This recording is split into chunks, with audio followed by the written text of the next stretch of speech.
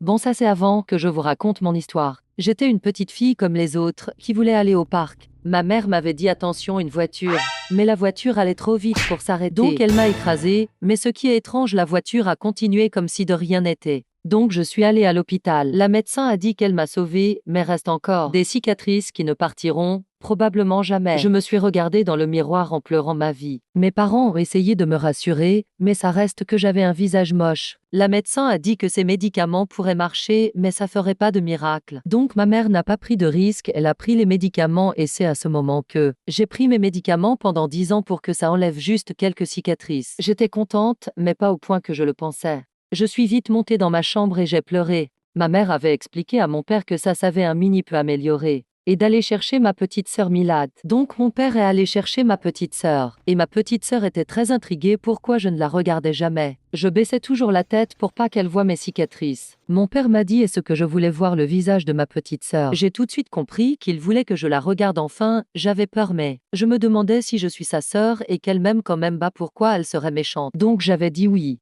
Mon père est allé la chercher, je stressais de fou. Il est revenu avec elle. J'étais tellement surprise comment elle avait changé. Elle m'a adressé la parole, elle m'avait dit pourquoi je ne la regardais jamais. Elle m'avait dit j'espère que c'est pas à cause de ses cicatrices. Je lui avais enfin dit pourquoi je me montrais pas. Elle m'a dit même si j'avais ces cicatrices, j'étais la meilleure sœur du monde. Ça m'a touchée, donc à partir de ce jour j'étais toujours heureuse. Ma petite sœur voulait aller au parc, mais j'avais peur. Elle m'avait dit s'il vous plaît, que ça faisait longtemps que je m'avais fait mal, j'avais quand même peur. J'avais dit attends, mais elle a continué à avancer, et une voiture la frappa. J'espérais que c'était un cauchemar, mais j'avais bien peur que c'était la réalité. Je cria maman papa Milad s'est fait écraser, il venait eu plus vite. J'avais appelé l'ambulance. On est vite parti à l'hôpital. La médecin n'avait pas réussi, elle était stupéfaite. Elle venait nous l'annoncer, mais j'étais très triste, je disais que c'était de ma faute. Elle disait que ce n'était pas de ma faute, mais bien de la voiture, elle aurait très bien pu arrêter ou ralentir. Je disais non c'est ma faute, je veux la rejoindre, je pourrais pas vivre sans elle, je vais me suicider. Mon père disait non avec un gros ton, il disait que je ne devais jamais faire ceci, tu mérites une belle vie, faudra passer à autre chose même si ça serait difficile. Je savais plus quoi dire, ma petite sœur venait de mourir. Je l'avais que vue une fois, je pleurais vraiment beaucoup. La médecin nous quitta. Ma mère me disait pourquoi je pleurais.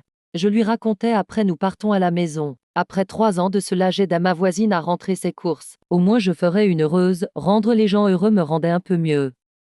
Elle me disait que j'étais la fille la plus généreuse qu'elle connaisse. Après je partais. Nzo, le mec le plus beau de mon école, disait c'est qui l'aidait. Sa mère lui disait que c'était Anna, c'est-à-dire moi. Après il parlait du bal qui pourrait choisir, il hésitait entre 2 personnes mais je ne savais pas qui. Sa mère lui disait mon grand c'est toi qui décides laquelle a l'air plus gentille et la beauté veut rien dire. Nzo décida son choix mais partait dans sa chambre. Le lendemain, Maya et Lohan discutaient toujours dans mon dos. J'étais ridiculisée dans cette école, sauf que Nzo ne parlait jamais négatif de moi. Lohan et Maya disaient toujours que Nzo va choisir la plus belle, c'est-à-dire Lohan. Je trouve pas qu'elle est belle mais c'est eu. Lohan se vantait toujours, Maya disait toujours oui à Lohan. Lohan voyait Nzo et elle était contente car il marchait vers elle, mais elle savait pas que il venait pour pas Lohan, mais moi, j'étais trop contente. Ok, j'avoue, c'était mon crush. Mais je restais transparente, j'essayais de rester normale, c'est-à-dire le visage triste. Nzo me disait est-ce que je voulais aller au bal avec lui. Lohan criait non, elle disait qu'il devait choisir la plus belle, c'est-à-dire elle. Je réplique rien mais je trouvais que j'étais plus belle. Nzo disait qu'il lui avait pas parlé et qu'elle devait lui laisser vivre, c'est-à-dire de le lâcher. Maya était muette, tandis que Lohan était en rage. Nzo me redit clairement sans une madame chialeuse est-ce que je voulais venir avec lui au bal. J'acceptais avec un grand sourire. Je me demandais pourquoi il m'avait choisi. Il m'a dit car j'étais la plus belle et la plus gentille. Je disais mais je suis moche, mon visage. Il m'avait dit que j'étais une personne incroyable. Malgré mes cicatrices, j'étais joyeuse.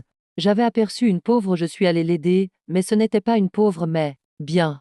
Un ange, pourquoi je le savais car elle m'avait dit qu'elle savait où était ma petite sœur et qu'elle allait m'aider. Elle m'avait dit qu'elle pouvait pas faire revivre ma petite sœur, mais pouvait enlever mes cicatrices. J'étais trop contente mais je voulais ma petite sœur. Elle me proposa de dire à ma sœur que je lui avais dit je t'adore mini sister. Je me suis mis à pleurer à cause que ma sœur me manquait. Mais elle enleva mes cicatrices donc j'étais la fille la plus heureuse du monde, mais moins qu'avec ma sœur. Lohan essayait encore de convaincre. Mais soudainement Maya disait que Lohan n'avait aucune chance car elle m'avait vu mais, pas comme d'habitude. J'arrivais en belle robe et pour la première fois sans cicatrices. Tout le monde était surpris, Nzo me donnait des fleurs, j'étais trop contente. Nzo m'embrassa et voilà mon histoire, c'est comme ça que je suis rendue avec Nzo. Et c'est comme ça que je suis devenue heureuse. Et que Loan a pété sa crise.